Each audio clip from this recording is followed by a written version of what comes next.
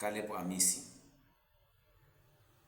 the supporting constituency lawmaker and the deputy organizing secretary, the National Executive Committee of the ODM party, ignited a serious conversation into the social space.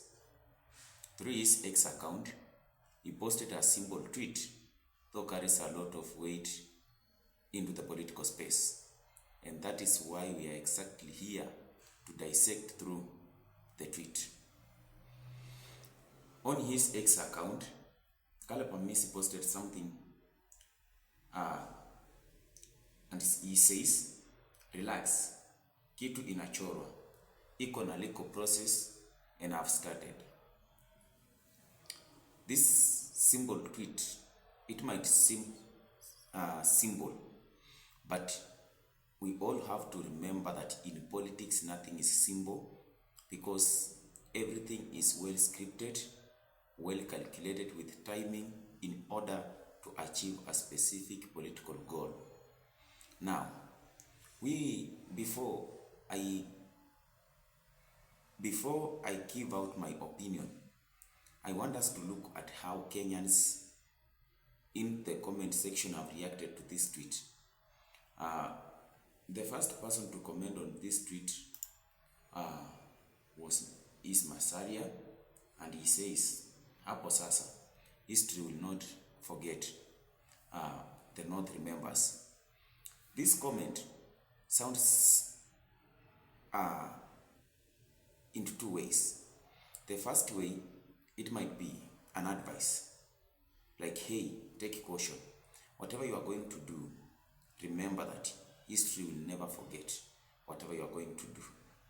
And the second part of this comment is that, hey, like it is giving him some kind of morale. Hey, let's go. You know, whatever you are doing, it is the right thing, and history will not forget you. And then the second person now to comment on this post, he is saying, "Hapo sawa mkuu, hakikisha hiyo motion ni bulletproof." Now, this guy who is giving out his second comment on this post is now speculating of something like a motion. He feels like there is some sort of a motion that is coming. But one question we have to ask ourselves, if it is just a simple motion, why can't he go ahead and table it on the floor of the house during a sitting? Is it necessary for him to come advertise on the social space before going to table the motion? Now, the third person to comment here now says, "Attention, weka mahali inafaa kale. We want that motion tabled." He is also speculating about some sort of a motion to be tabled on the floor of the House in the National Assembly.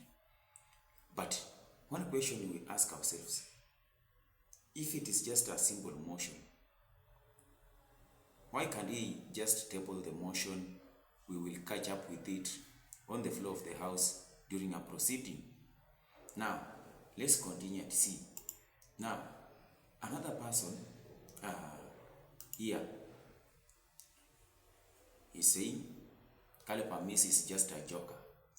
Ruto is here to stay for another term." Now, after reading this comment, you can relate it with the first comment, who is commenting and saying that history will remember. And he has attached a photo of the president. We must all remember that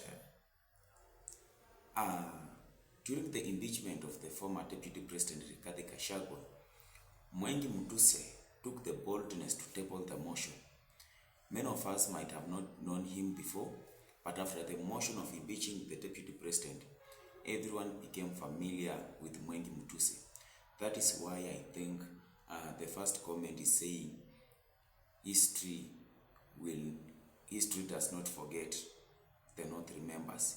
He's trying to say that if you gain that courage and the boldness to table an impeachment motion against the president, history will remember you.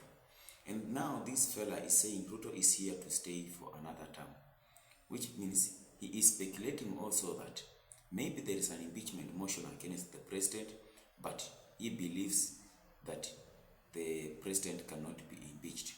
But I just want to say this before we continue. Remember, in our constitution, the Constitution of Kenya 2010, Article 145, provides provisions for impeachment of the president, such as violation of the constitution, gross misconduct, among others. It is something that is something that is doable. It can be done.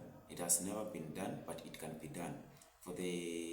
As we relate with the case of the impeached deputy president, we have never impeached a deputy president, but we done it for the first time. If the motion goes to the floor of the House, now the big question that we have to ask ourselves, if it is all about impeaching the president, can it be done? That is the biggest question that we have to ask ourselves. Bearing in mind that impeachment is all about legal process and also a political process. And whether if any particular action meets the threshold, it is ultimately upon the National Assembly and the Senate to determine based on the evidence provided in the law. Now, personally, I have my own opinions concerning the tweet. We must all remember that Amisi, before posting this tweet, he had met with Eugene Wamalwa, the DAPK party leader.